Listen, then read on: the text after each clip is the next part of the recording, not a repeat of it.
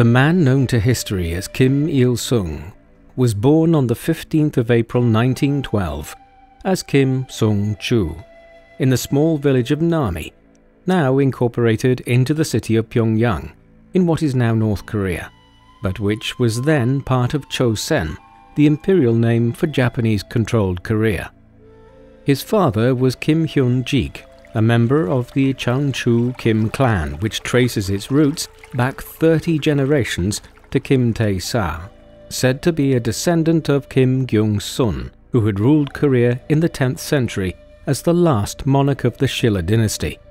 Despite this heritage, the Kim family had fallen on hard times in the 19th century. Kim's grandfather had engaged with Western Christian missionaries who arrived in the Korean peninsula from the 1860s onwards and had converted to Presbyterianism, a form of Scottish Calvinism, and Kim's father inherited the same faith. Many members of the family received a good education in the Christian missionary schools as a result, but they were poor nonetheless. Kim's mother was Kang Pan-suk.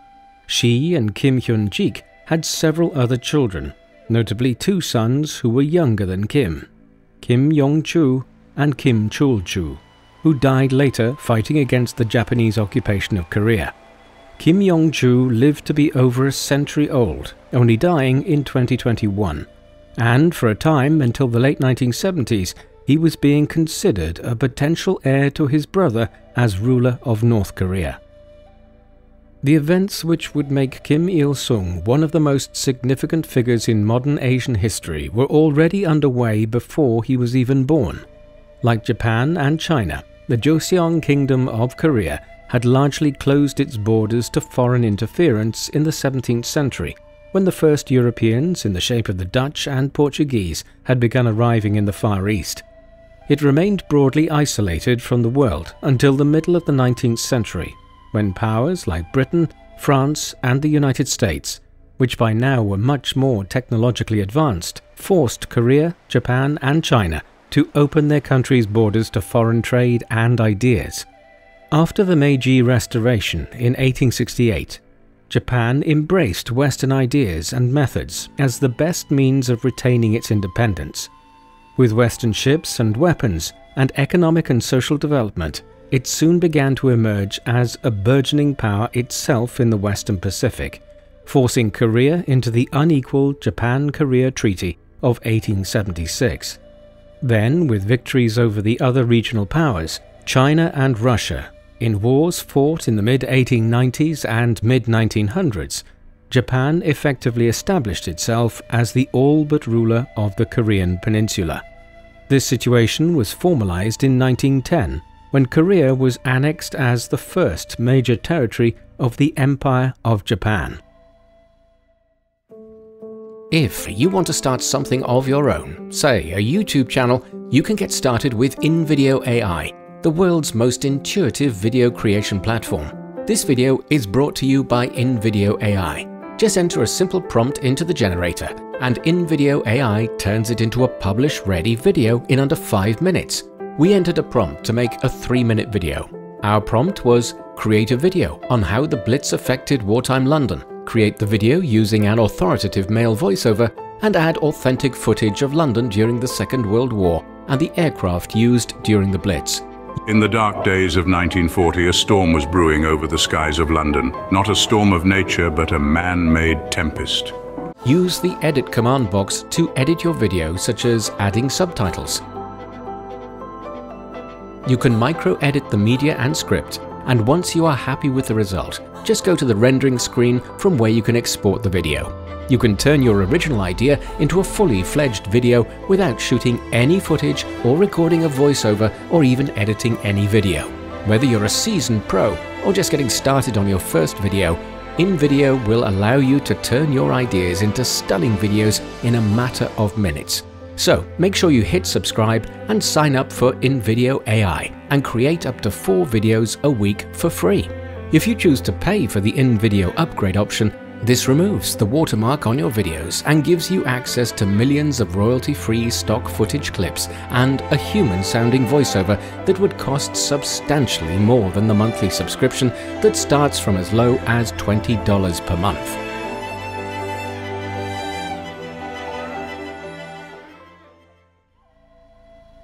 By the time Kim was born in 1912, the Japanese were already beginning to implement a policy of Japanification in Korea, whereby the Korean people were coerced into adopting Japanese cultural norms and adhering to the Japanese political system. This quickly aroused opposition. A major moment came in 1919, when Kim was just a child. A year earlier, the US President Woodrow Wilson had outlined a series of 14 points in a speech to the US Congress in which he stated that national groups had a right to self-determination. It was a sign of the times, and in Korea many people felt the same, arguing that Korea should be free from Japanese colonial rule. The resentment which was building boiled over following the death of the former Korean emperor, who had been deposed by the Japanese, Emperor Gojong, in January 1919, with many believing the Japanese had poisoned him. What followed was a series of protest movements across Korea on the 1st of March 1919, largely led by student groups.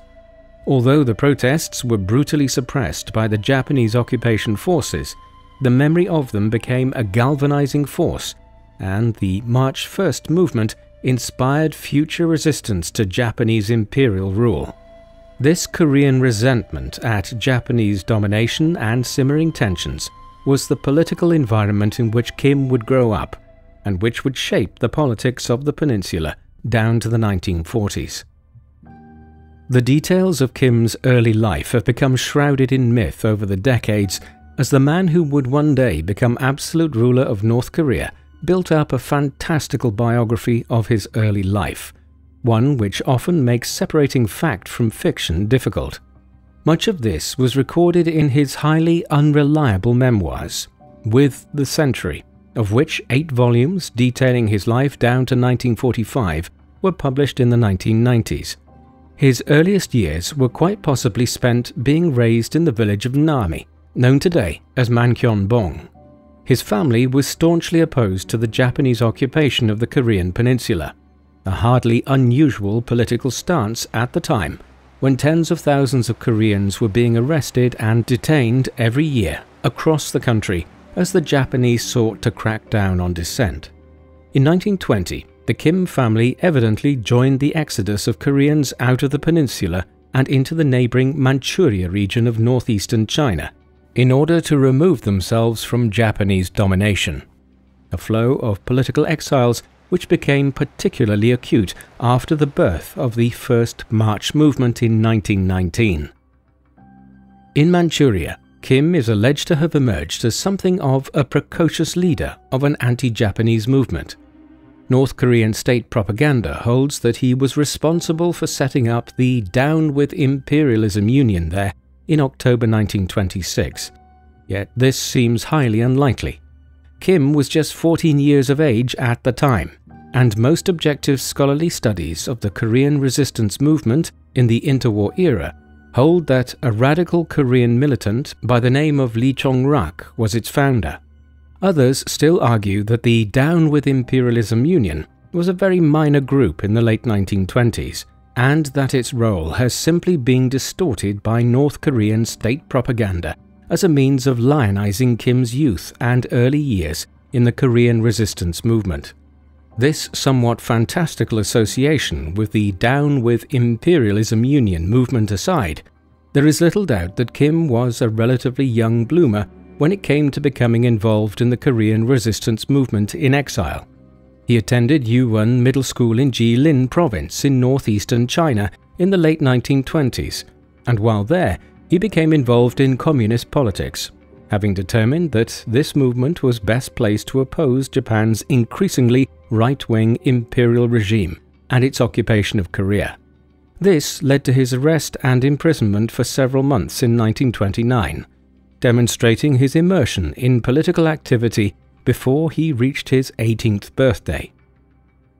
China's politics were immensely fractured by the early 1930s, as the country was ravaged by a civil war between various factions within which the Chinese Communist Party and the Kuomintang, or Chinese nationalists, were the two foremost antagonists.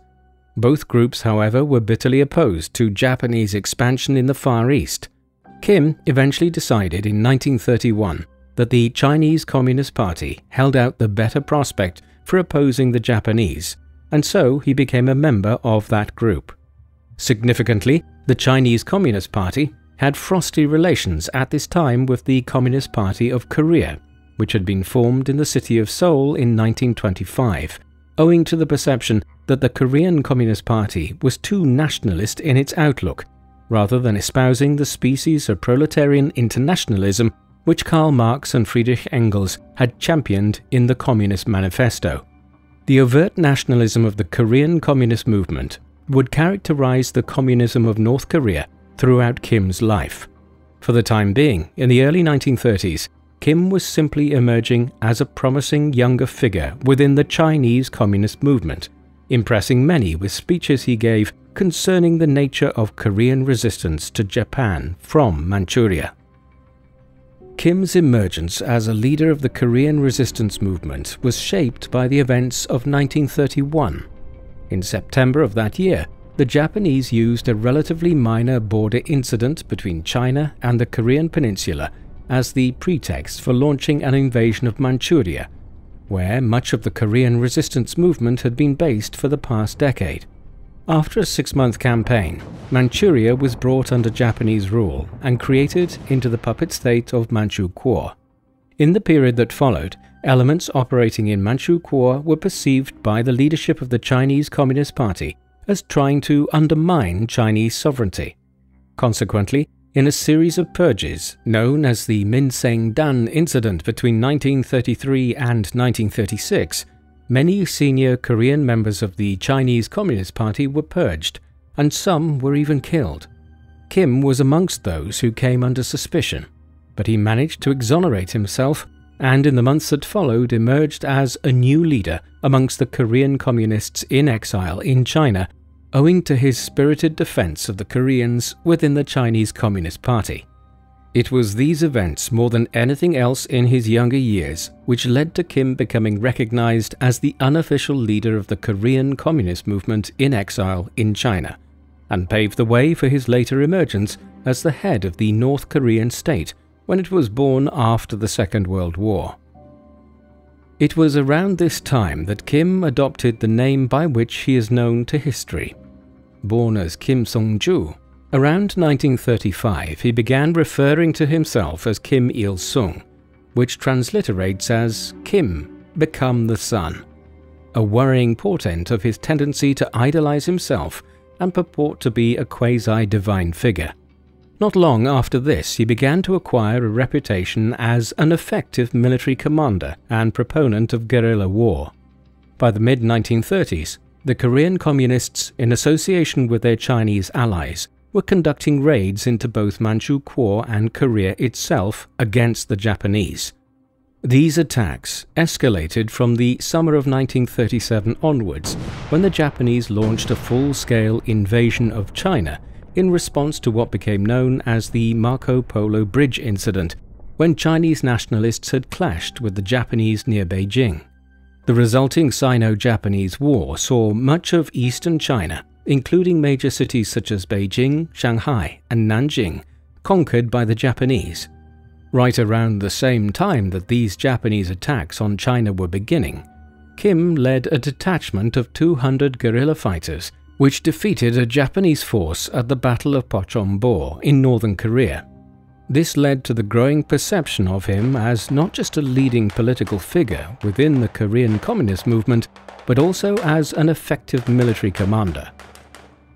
The Japanese invasion of China in 1937 is often regarded as the beginning of the Second World War in the Far East, as the region would be engaged in constant warfare until 1945, and even then was racked by conflict for decades to come.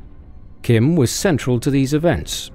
Throughout the late 1930s, he was involved in Korean attacks on the Japanese in his homeland, such that by 1940 he had become one of the most wanted Koreans sought by the Japanese authorities. Yet Kim and his allies found growing support within Korea itself, a country which the central Japanese government used as a source of slave labor to power the Japanese war economy as it increased its activities across the Western Pacific and then attacked the United States in December 1941, triggering American entry into the Second World War on the side of Britain and the Soviet Union. This had implications for Kim. Although the Soviets would not go directly to war with Japan until 1945, Kim and other communists were taken into Russia in the early 1940s and trained in modern methods of war in the east of the country, not far from the borders with China and Korea.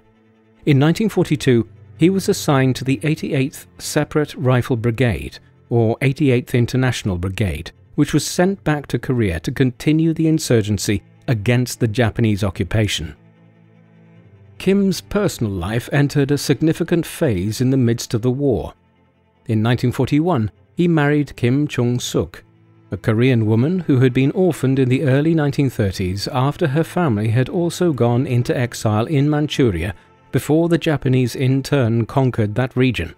In the mid-1930s, when she was entering her late teens, she joined the Korean resistance movement. In the late 1930s, she is alleged to have saved Kim from an attempted assassination by the Japanese, and their relationship soon began. Shortly after they were married in 1941, she gave birth to her and Kim's first child, a boy who was named Yuri Irsenovich Kim, seemingly in recognition of his being born while the Kims were under Soviet protection in Russia, though other accounts state that he was born in Korea itself in 1942. This may have been changed later to ensure that the son, better known as Kim Jong-il, was asserted to have been born in Korea. Two further children, a boy named Kim Man-il and a daughter named Kim Chung-hoi, both born in the mid-1940s, followed. They would largely grow up knowing only their father. Kim's first wife, Kim Jong-suk, died in the autumn of 1949. The cause of her premature death, while still in her early 30s, is not entirely clear, though it may have been owing to complications from a further pregnancy and general ill health which developed during her many years as a guerrilla fighter in the 1930s and 1940s. Back in the early 1940s, in the first years of their marriage, Kim and his first wife continued to fight against the Japanese occupation of Korea. Back in the peninsula, the number of Koreans who were being drafted into the Japanese economy, or even the military, was growing month by month as the Japanese war effort declined precipitously. The decision to attack Pearl Harbor in Hawaii and initiate a war against the Americans in December 1941 was a fatal one for the Japanese.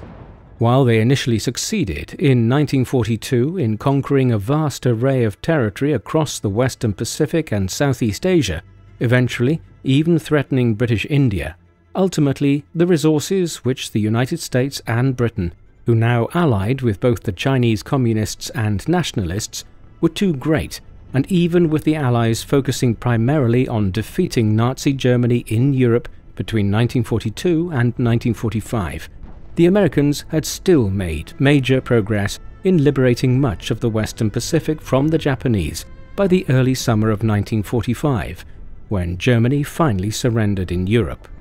With victory in Europe, the Soviet Union, which had avoided outright war with the Japanese in order to pump all its resources into fighting the Germans on the Eastern Front in Europe, now honored its alliance with the US and declared war on the Empire of Japan in early August 1945.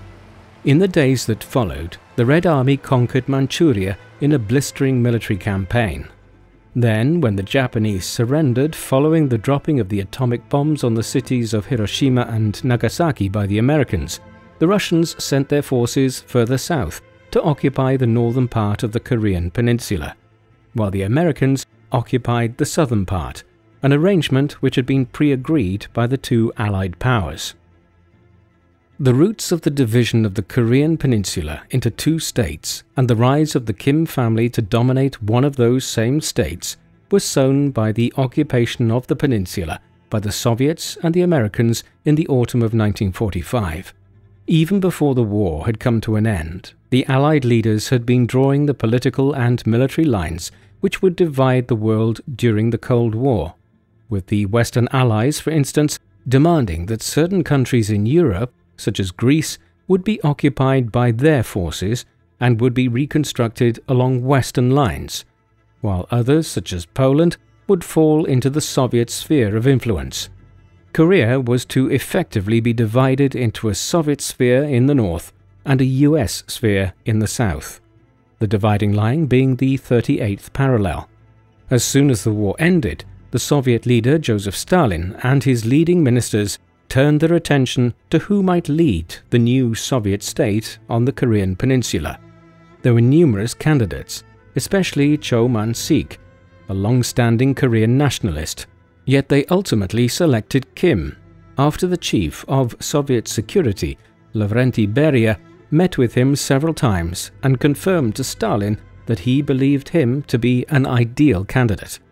And so it was that Kim Il-sung returned to Korea, doing so legally and not as a guerrilla fighter for the first time in a quarter of a century in September 1945. A few weeks later, he was confirmed as the first secretary and head of the Communist Party of Korea, and as such the de facto leader of the Soviet-occupied territory. It was in many ways a peculiar appointment. Having lived nearly his entire life in China, Kim was largely unable to speak Korean and had to take lessons in the language of the country he was now governing. The years that followed were divisive ones for the former Allied nations. In Europe there was growing difficulty surrounding the divided status of Germany, while in China the US and Britain had been supporting the nationalist Kuomintang against the Soviet-backed communists in the Civil War, which resumed as soon as the Japanese were defeated. The division soon spread to Korea as well. In the course of 1947 and early 1948, the Americans, under the auspices of the newly established United Nations, determined to press ahead with organizing national elections for the whole of the Korean peninsula, a plan which, if successful, would possibly have seen Kim disappear from the annals of international politics as quickly as he had made his appearance. But both he and his supporters in Moscow were determined to avoid this and stated their unwillingness to participate in the new elections. In response, the Americans and their Korean allies, south of the 38th parallel, acted unilaterally to hold elections in the south in the summer of 1948, following which Syngman Lee, a figure who would become an authoritarian ruler, was elected as the first president of the nation. The creation of the Republic of Korea, known widely as South Korea, was declared on the 15th of August 1948. In response, elections were held in the Soviet territory on the 25th of August, and 2 weeks later, on the 9th of September, the creation of the Democratic People's Republic of Korea, also known as North Korea, was proclaimed with Kim as its first premier. The first months of Kim's term as premier of the newly established North Korea witnessed a broad continuation of policies which had been implemented since late 1945. These were in line with Soviet and communist ideology more broadly, as Korea's industries were nationalized and farms were collectivized to place food production broadly under government control. Labor reforms were introduced, and a broad range of other measures were adopted to create a more centralized, managed economy. In a growing sign of the manner in which Kim's government was indicating its aspirations to control the entire peninsula, the Workers' Party of North Korea became the Workers' Party of Korea. Already in 1949, Kim had begun supporting communist insurgencies in South Korea, while the end of the Chinese Civil War that same year saw tens of thousands of Koreans who had fought for the Chinese communists over the years returning to North Korea, armed and trained. With the timing seeming propitious, Kim now began pressing for an invasion of South Korea and petitioned Stalin in Moscow for his approval of this approach. The Soviets agreed, their intelligence gathering having incorrectly concluded that the US would be reluctant to intervene in any such conflict on behalf of South Korea. It was Kim that was the driving force behind the move to launch the war. Yet it should be noted that in the south, Syngman Lee was also ratcheting up his government's rhetoric of conquering North Korea and uniting the peninsula under his rule. The Korean War began on the 25th of June 1950 when Kim ordered the North Korean People's Army, which numbered around 135,000 men at the time, over the border into South Korea. At this juncture, his forces had a distinct numerical advantage, as the Republic of Korea army numbered not much over 90,000. Moreover, the North Koreans were better trained and armed, many of them being veterans of the Chinese Civil War and the resistance movement against the Japanese occupation of Korea in years gone by. They quickly overran South Korea, capturing the capital Seoul just 3 days after the invasion commenced. Nobody emerged from the initial engagements looking good in retrospect. For instance, Sungmun Lee used the opportunity created by the disorder to massacre some of his political opponents within South Korea. On the 3rd of July, Incheon fell to the North Koreans, and by then, South Korean forces had been devastated by casualties and mass desertion. Yet the US government and military was quick to react, contrary to the expectations of both Kim and the Soviet leadership in Moscow. By early July, American forces, which were still stationed around the Western Pacific since the end of the Second World War, were landing in South Korea and preparing for a counterattack. Yet a large troop buildup would take some time, and the Americans were anxious to secure the cooperation of their allies in the conflict as well. Consequently, the North Koreans continued to push south through July and August, and had nearly conquered all of South Korea when a major defensive perimeter was established by the US and its UN allies around Pusan in the extreme south of Korea. The successful defense of the Pusan perimeter in the early autumn of 1950 ensured Kim's government did not conquer the whole of the peninsula. The offensive during the first 2 months of the war was the most successful period of the Korean War for Kim and his government. By September, large numbers of American troops and ships were arriving across the Pacific to Korea, and with this, a major counteroffensive was initiated, beginning with an amphibious invasion of the region around Incheon. In tandem, the Americans and their allies broke out of the Pusan perimeter and began pushing back the North Koreans. Seoul was recaptured on the 27th of September, and 2 weeks later, American forces crossed the 38th parallel into North Korea. On the 19th of October, they captured Pyongyang, the capital of North Korea.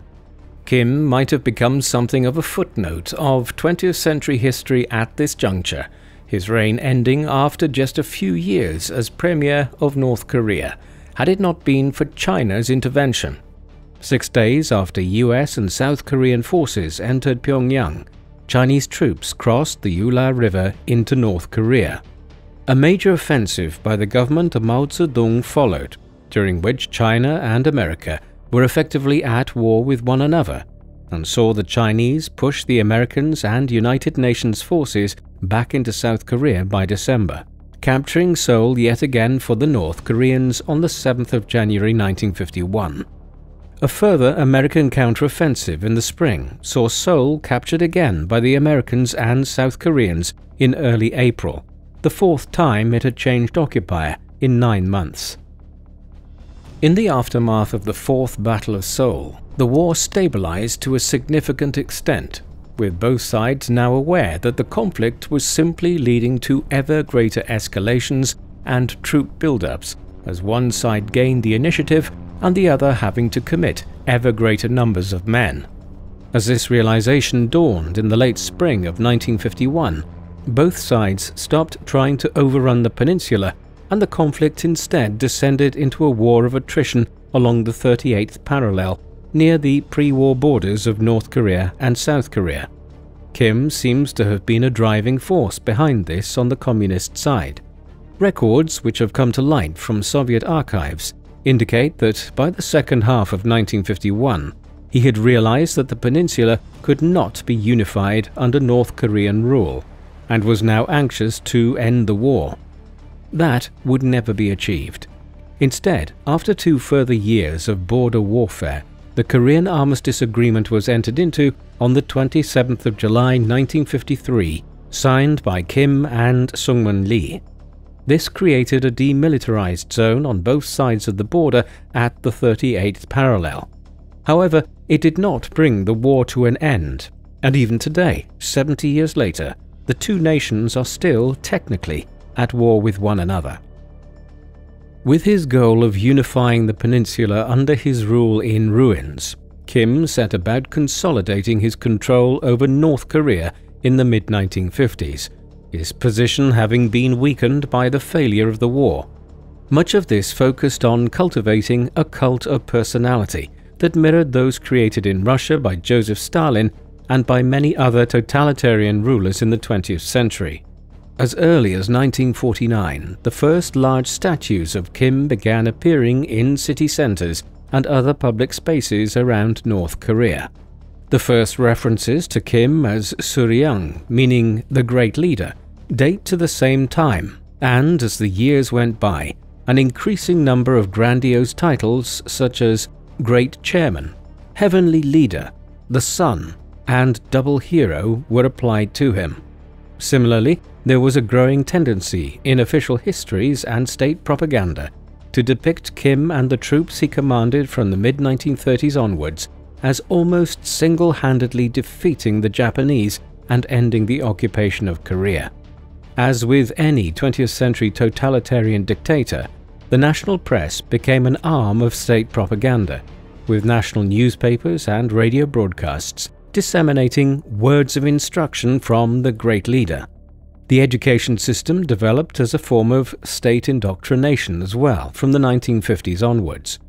This cult of leadership intensified as Kim's reign went on and has only become stronger over the decades. For instance, since the 1990s, the calendar system in North Korea uses Kim's birth date on the 15th of April 1912 as the beginning of recorded time in North Korea. The development of this cult of personality was closely related to the emergence of the Juche ideology in North Korea from the 1950s onwards, a political ideology which, like the personality cult of the Kim family, has marked North Korea as distinct from the other communist regimes that developed in so many countries in the aftermath of the Second World War. The term is derived from a word which appeared in Japanese translations of the works of Karl Marx in the early 20th century, and essentially means self-reliance or autonomy.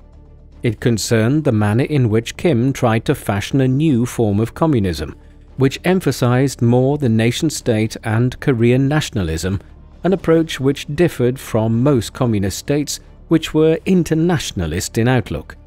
This Juche ideology is consequently more ultra-nationalist than communist, and when combined with the cult of personality surrounding Kim and his family, has the shape of a quasi-religion.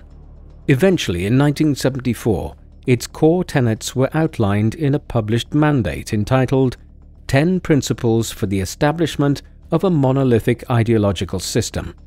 This contained prescriptions for the North Korean people to honor Kim as the leader of the nation, to acknowledge his absolute authority, and for all to make the nation strong by acting in unison to develop a powerful military and government. In 1982, the Juche Tower, a large monument in honor of the ideology, was erected, dominating the Pyongyang skyline. The general drift of the Kim dictatorship in the late 1940s and early 1950s perhaps made the events of the mid-1950s, when North Korea drifted away from the Soviet Union, somewhat inevitable. Following Stalin's death in 1953, his successor Nikita Khrushchev denounced the excesses of the Stalinist era and began a process of de-Stalinization, an aspect of which was a move away from the kind of intense cult of personality which Kim was intent on developing in North Korea. Communist leaders elsewhere were not as keen on Khrushchev's new approach, and both Kim in North Korea and Mao Zedong in China opposed this Soviet revisionism. This in turn led the Soviets to offer clandestine support to a faction within North Korea which opposed Kim and sought to establish a more collegial form of communist government where power would be dispersed amongst senior party members rather than centralized in Kim's hands. The result at the second session of the Third Central Committee of the Workers' Party of Korea in late August of 1956 was an effort by his opponents to undermine Kim's position. However, he struck quickly in retaliation, purging the party of several of his opponents in an event which has come to be known as the August Faction Incident. When the governments in both Moscow and Beijing called for Kim to cease the purges in September, he made some effort to do so. But over the course of the next 2 to 3 years, many of those who had even been remotely connected with the opposition faction in 1956 disappeared or were stripped of any authority within the North Korean Communist movement. By the early 1960s, a quarter of the senior party figures had been purged, and many were ultimately killed as Kim ensured that there would be no opposition to his rule going forward. A large number of those who were purged in the late 1950s ended up within the North Korean system of labor and penal camps.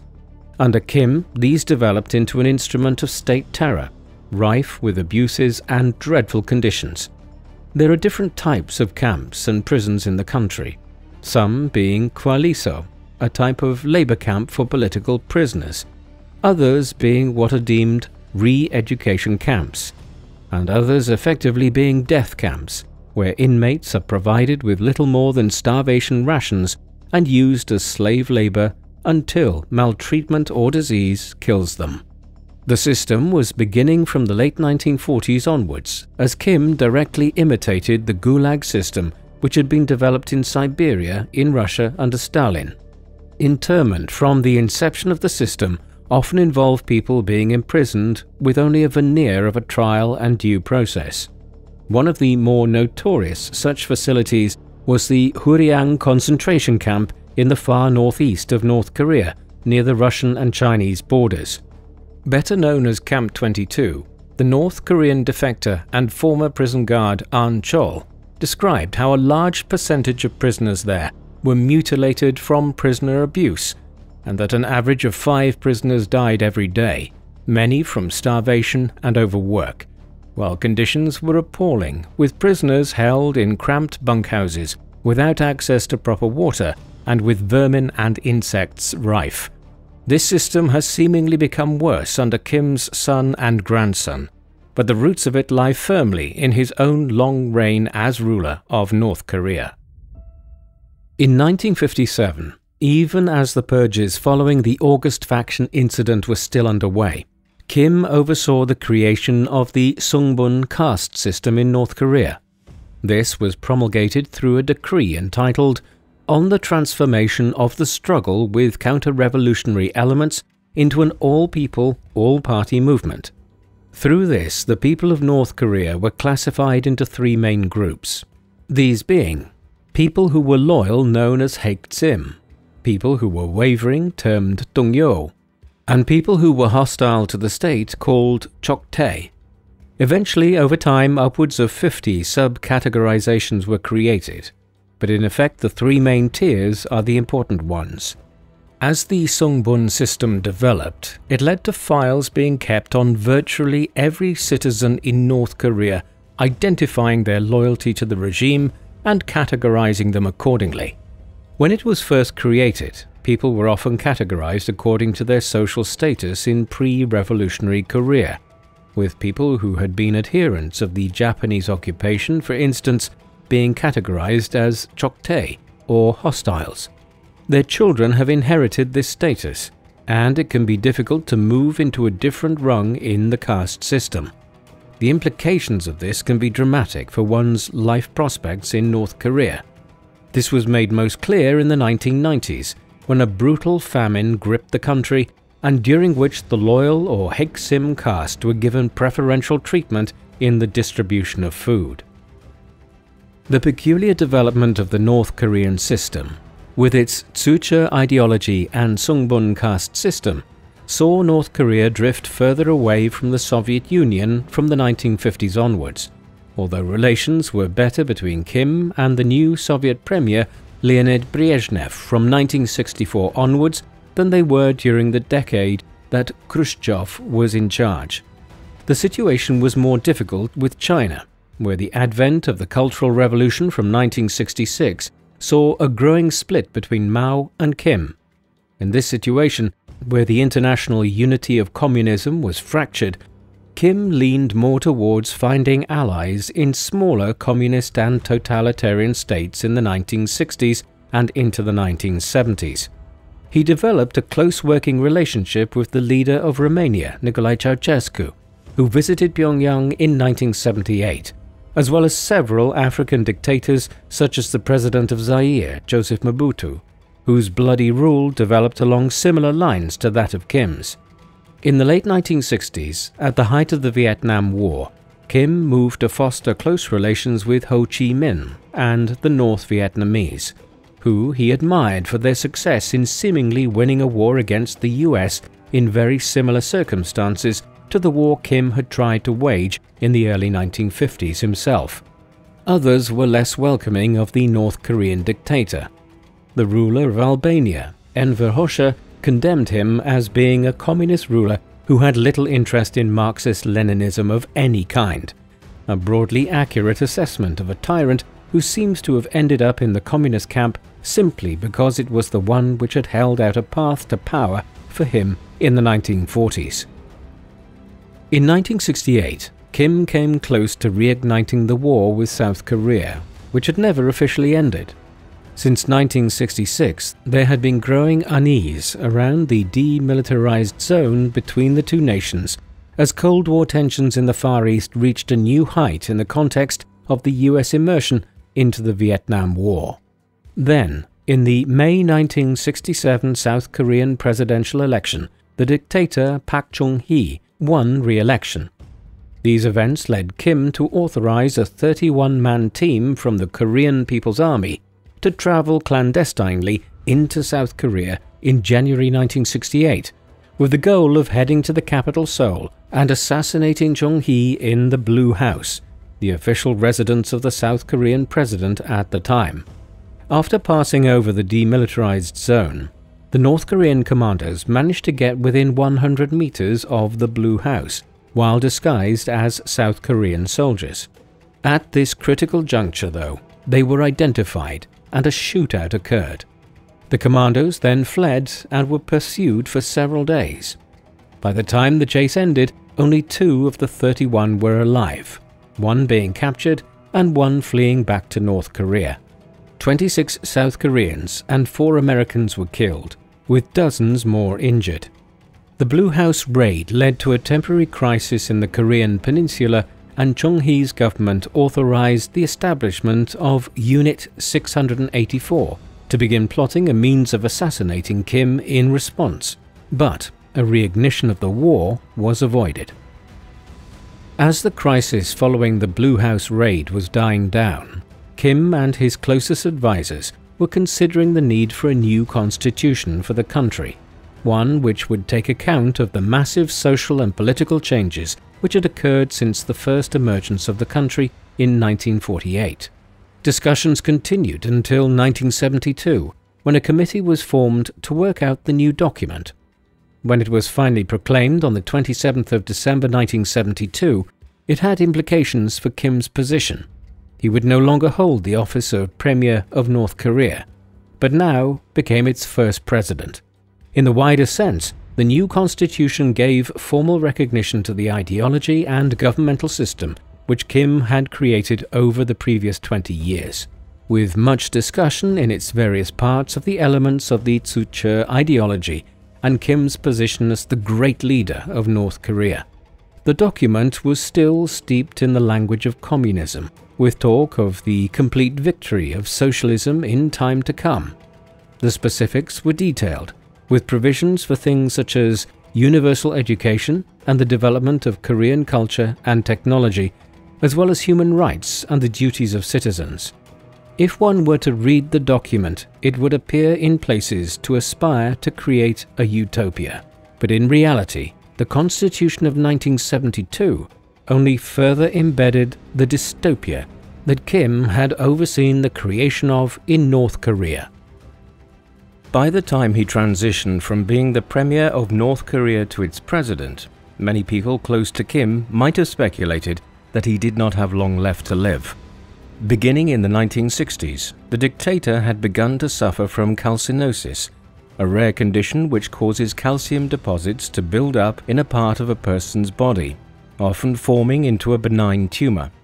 In Kim's case, this began to form at the back of his neck, and in one photo from 1970, when he met the Chinese Communist leader Mao Zedong, there is already a noticeable lump at the back of his head. This only got bigger as the years went by, and by the 1980s, it had expanded to the size of a baseball. Many must have wondered if the growth would eventually prove fatal. It didn't, yet it must have caused substantial discomfort.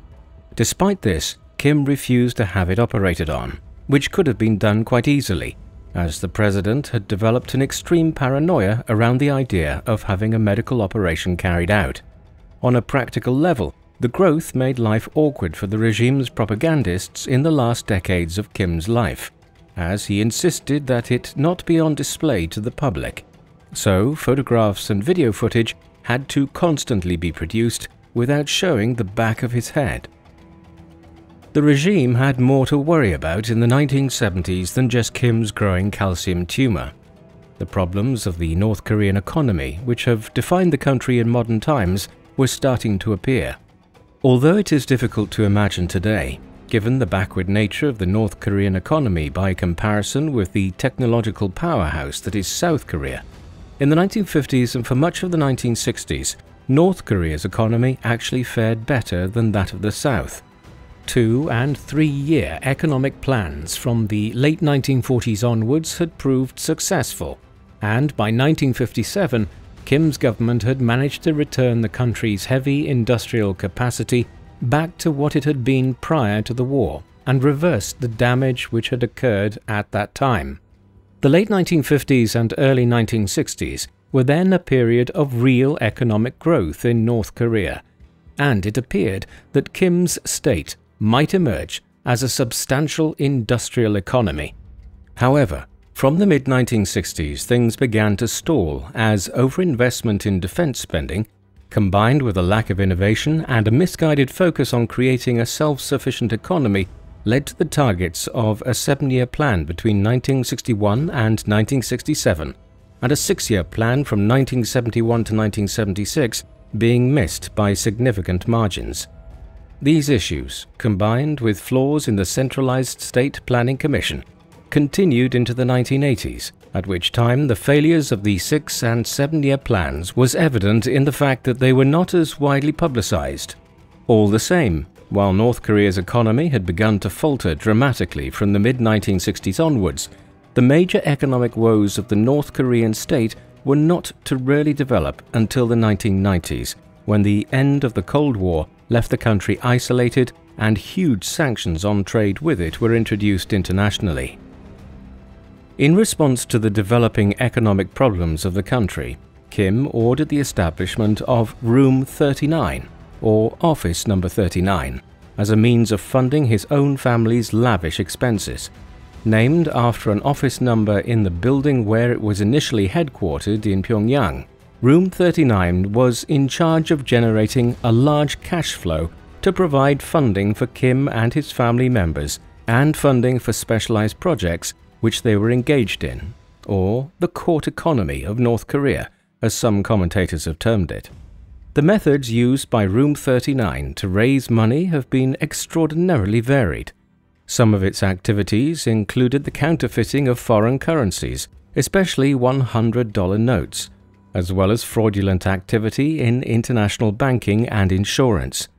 Latterly, Room 39 became involved in the international narcotics trade, with amphetamines, opiates and other drugs being processed in North Korea and exported, albeit this has largely been a development under the reigns of Kim's son and grandson. Today, Room 39's activities even involve management of the Pyongyang restaurant chain, which has over 100 outlets internationally. Kim was in many ways also responsible for the first emergence of North Korea's nuclear weapons program. In 1963, he had made a request to the Soviet government for them to provide technical expertise to his regime to begin developing a nuclear weapon. While this was rejected by the Soviet Premier Nikita Khrushchev, he did agree to send some Soviet engineers to North Korea to aid in the development of the Yongbyon Nuclear Scientific Research Center, with a view to Kim's government gradually developing nuclear capabilities for energy purposes. Developments were such in this and another facility by the 1980s that a nuclear weapons program was tentatively initiated. Despite these efforts, Kim agreed that North Korea would become a signatory to the Nuclear Non-Proliferation Treaty in 1985. In reality, the country continued to develop its nuclear capabilities, and in 1993 it made its first moves towards abandoning participation in the Non-Proliferation Treaty. That said, the country would only carry out a confirmed test of a nuclear weapon in 2006, long after Kim's death, and North Korea's emergence as a pariah nuclear state has largely occurred under his son and grandson. Kim's final years were turbulent ones. As he entered his late 70s, he began to turn over a range of responsibilities to his son and heir, Kim Jong-il, even as the world was changing around them. In the late 1980s, the Cold War, which the state of North Korea had been born out of, came to a rather dramatic end as the new head of the Soviet Union, Mikhail Gorbachev, began reforming the Russian-led state and inadvertently brought about its collapse. As this occurred, a huge number of communist regimes in Eastern Europe and other parts of the world either collapsed or abandoned their pretensions towards being Marxist-Leninist states. North Korea would be one of the few countries that resisted this drift of events, preserving its own brand of ultra-nationalist authoritarianism. The consequences of this were that North Korea became increasingly isolated on the world stage in the early 1990s, and it lost its trading partners and allies. Although the country's economy had been declining for decades, the end of the Cold War brought fresh problems. Despite such developments, the regime continued to have delusions of grandeur. In the mid-1980s, in response to the granting of the honor of hosting the Summer Olympics in Seoul in South Korea, a country which had moved past its own authoritarian period of politics to become the technologically advanced economy and country we know today, Kim's regime ordered the construction of a vast new stadium in Pyongyang. Finished in 1989, the Rungrado 1st of May Stadium can accommodate 150,000 people and is the largest stadium in the world. Kim would not live to see many performances at the stadium, or much of how the New World Order would begin to develop following the end of the Cold War. He turned 80 in April 1992. A formal event was held which was attended by dozens of world leaders or their representatives, a gathering which highlighted the manner in which Kim, as tyrannical as his rule was still an international leader with friends and allies on the world stage, unlike his successors. He was in relatively good health still at this event, and his demise, when it came 2 years later, was sudden. He suffered a heart attack on the 7th of July 1994 and died hours later in the early morning of the 8th of July at a country retreat in the north of Korea. A state funeral was held a week and a half later, following which Kim's body was preserved and placed in a glass coffin on display in the Kumsusan Palace of the Sun. This was a grand palace which Kim had constructed in Pyongyang in the mid-1970s as the official residence of the president, one which was transformed following his death into a giant mausoleum. When his son died 17 years later, he was interred there as well, and the palace has consequently become a family mausoleum and one of the most significant sites of the regime. As Kim aged, the issue of the succession had become more prominent in North Korean politics. After the death of his first wife in childbirth in 1949, he had remarried to Kim Sung-ae in 1952. He is believed to have had 3 further children through this marriage, and it is also believed that he also fathered some illegitimate children. The issue of the succession was not set in stone until the early 1980s, when Kim's eldest son, Kim Jong-il, born in the Soviet Union back in 1941, was acknowledged as the heir designate. He duly succeeded upon his father's death. Unlike his father, who for all his flaws had risen to power on at least some political ability, Kim Jong-il had inherited his power and displayed many of the personality peculiarities of an inherited dictatorship, investing much of his energies on building DVD collections, staging plays, and watching basketball matches, as well as excessive drinking, traits which are even more exacerbated in his own son and successor, Kim Jong-un. Kim Jong-il ruled North Korea for 17 years after his father's death. The first years of his time as the dictator of the country were dominated by a catastrophic famine, the roots of which had been sown in the latter stages of his father's reign.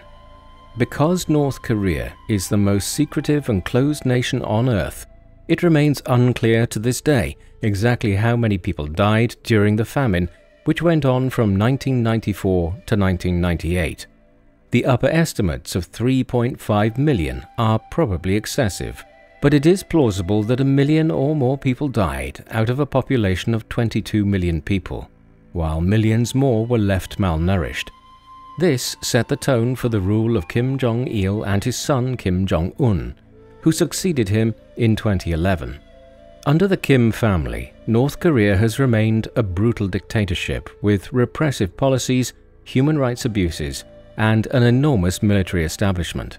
The country's economic and social development has met with one catastrophe after another, with food shortages and lack of electricity being a daily occurrence for many North Koreans. But under Kim Il-sung's son and grandson, the country's nuclear arms program has become stronger and stronger. Thus, as brutal and backwards as the regime may be, little can be done by the outside world to remove the Kims from power without risking a nuclear war in East Asia. And there are no signs of it reforming itself anytime soon. For better or for worse, and few would argue it has been for the better, Kim Il-sung is the most significant figure in the history of modern Korea. In his early life, he emerged as the leader of the Korean Communist movement in exile against Japanese occupation of the peninsula. The end of the Second World War and the Soviet occupation of the northern half of the peninsula provided the opportunity for him to rise to power over North Korea, following its emergence as a rival to the Western-aligned South Korea. It was all negative from there. His first action was to launch a war against South Korea, which lasted for 3 years and became the first major clash of the Cold War. The conflict has theoretically never ended, and the Korean peninsula remains divided by a demilitarized border zone. At home, he set the tone for a North Korean regime which has committed appalling human rights abuses for the last 3/4 of a century. There were some initial spring shoots in the economic development of North Korea in the decade or so following the end of the war with South Korea. Yet even this ran aground in the 1970s and 1980s on the back of the misguided efforts to make North Korea self-sufficient. The famine, which followed immediately after Kim's death, was sown by his government's policy. Admittedly, things have become worse in North Korea under his son and grandson, particularly owing to their unwillingness to abandon their nuclear policy and the sanctions that have followed internationally as a result, as well as the kleptocratic behavior of the regime. But the nature of the totalitarian pariah state that North Korea has become was first shaped by Kim Il-sung. What do you think of Kim Il-sung? Was he a strong and capable leader through a succession of conflicts, or was he completely responsible for turning North Korea into the pariah state it is today? Please let us know in the comment section, and in the meantime, thank you very much for watching.